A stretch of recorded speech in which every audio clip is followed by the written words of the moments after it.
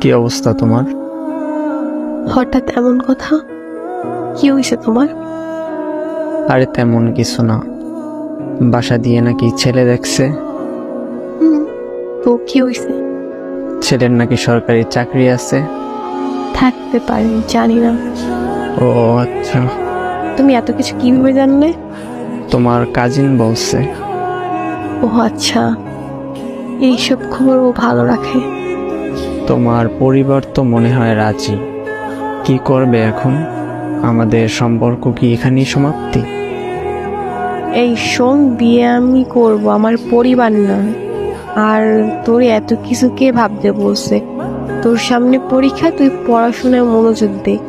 আমি তোর ছিলাম, তোর আছি, তোরই থাকবো। তুই পরীক্ষাটা দে আগে, তারপর হাত ধরে নতুন জীবন শুরু করব। সত্যি তো?